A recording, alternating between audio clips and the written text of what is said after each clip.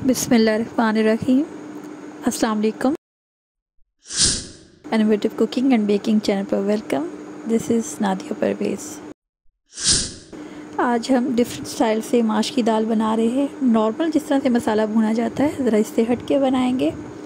तो सबसे पहले हमने माश की दाल को भिगो के रख देना है। इट्स बेटर कि आप इसे धूप में भी रखें कम से कम आधा घंटा। और मैं समझती हूँ कि ये जो हमने अपनी ज़िंदगियों में से डिस्कार्ड कर दिया है कि चीज़ों को ज़्यादा भिगोना नहीं है या धूप में नहीं रखना, इसने हमारी सेहत को इफ़ेक्ट किया है।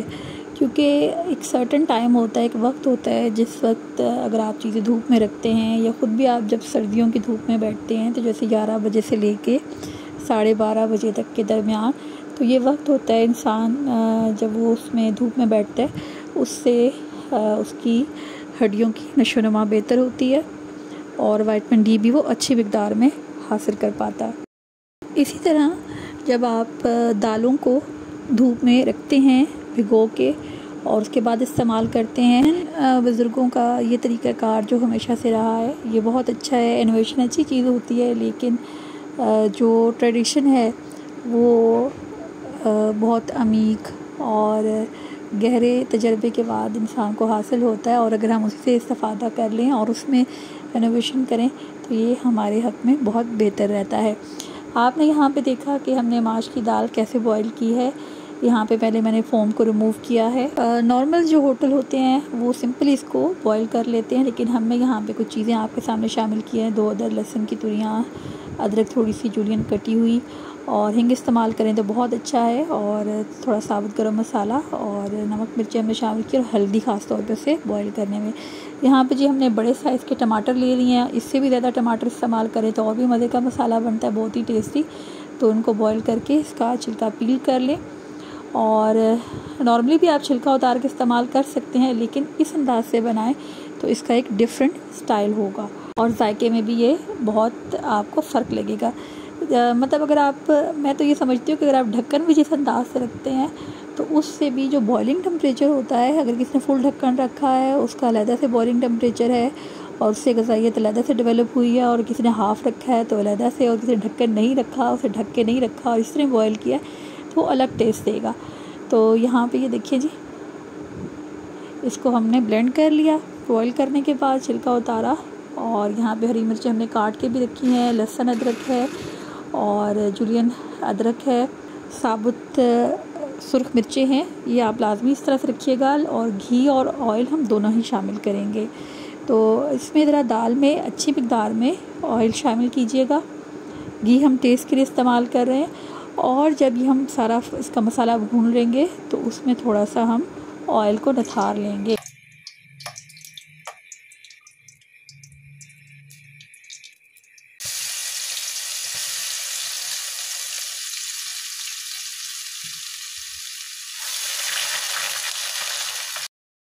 लहसुन अदरक को फ्राई करेंगे और इसको आपने बस हल्का सा इसको फ्राई करना है, बहुत डार्क नहीं होने देना, इससे उसका जला जला सा जायका आएगा।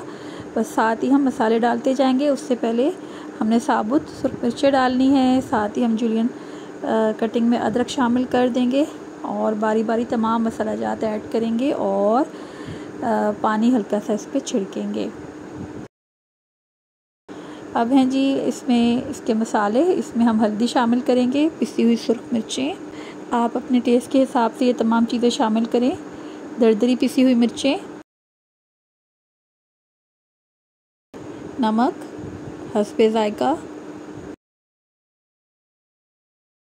खुश धनिया इस तरह से भी शामिल करें। और लहसुन और अदरक में हमने कूट के शामिल किया जैसे हम नॉर्मल घरों में इसकी कुटाई करते हैं।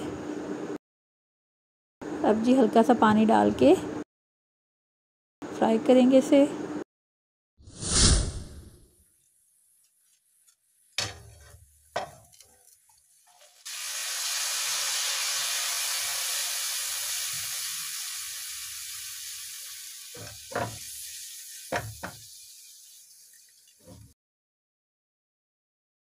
अब यहाँ पे टमाटर लेंगे, इसकी प्यूरी ले रहे हैं हम और ये 250 ग्राम है क्योंकि ये पाव भर का कप है, उसी हिसाब से इसकी मेजरमेंट है। और साथ साथ हौले हौले हम डालेंगे और इसको भूनते जाएंगे। हरी मिर्चें शामिल करेंगे। टमाटर का पानी अच्छे से ड्राई हो जाए और अच्छी से इसकी भुनाई हो जाए तो जो ऑयल है हम वो इससे निथार लेंगे। वो वाला क्लिप यहाँ पे मिस हो गया है, तो आपने लाजमी ऑयल को सेपरेट कर लेना है और एट द एंड हम दाल के ऊपर उसको डालेंगे। लेकिन बिल्कुल ही मुकम्मल तौर पे मत आप डिस्कार्ड कीजिएगा, थोड़ा ऑयल रहने दीजिएगा और थोड़ा सा हम ऊपर से शामिल करेंगे। अच्छा जी, मैंने थोड़ी सी ज़्यादा सॉफ्ट की है। हमारे यहाँ के पानी के हिसाब से इसके 10 मिनट परफेक्ट रहते हैं, लेकिन जैसे ही आप इसे बॉईल खोलें तो इसको साथ ही निथार लें, अदरवाइज़ ये सॉफ्ट हो जाएगी। इसको 12 मिनट लगे हैं, तो हमें जिस तरह नरम चाहिए थी उस तरह से हमने रखी है। और साथ में जो पानी मैं आपको दिखा रही हूँ, पानी दर सी बात है ज़्यादा मकदार में था, उसको डिस्कार्ड किया और इतना पानी एटलीस्ट हाफ़ कप आप रखें। और यहाँ पे 2 से 3 टेबलस्पून दही शामिल करें, या दही नहीं है तो लीमू का रस। इससे ये होता है कि हर तरह की हीक वगैरह ख़त्म हो जाती है और आपको विटामिन सी भी हासिल होता है।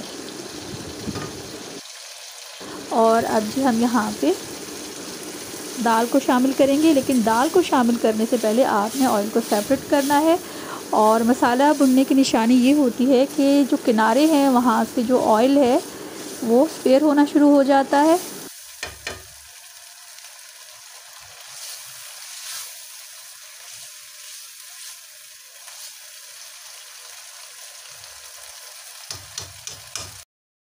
और फिर जी आप थोड़ा उस पे से उसको अलग कर लें, तो इस तरह से ये दाल अपने अंदर सारा जज़्ब नहीं करेगी। मज़ीद आप इसे खूबसूरत सी लुक दे सकते हैं। और कुछ हरी मिर्ची अदरक एंड पे डालें, कुछ और भी जब फ्रेश अगर कोई खाता है, कच्ची कच्ची खाना पसंद करता है।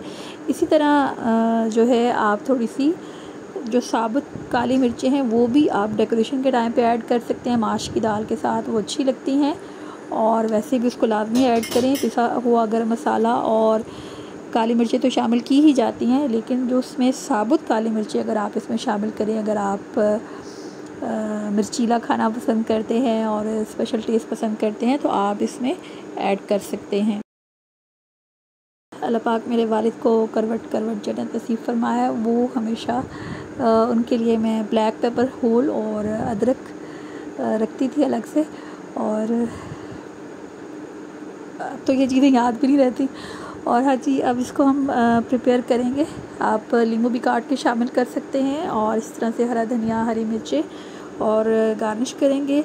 उम्मीद है आप इस रेसिपी को लाजमी ट्राई करेंगे और अपना फ़ीडबैक भी दीजिएगा और इसको लाजमी ट्राई कीजिएगा।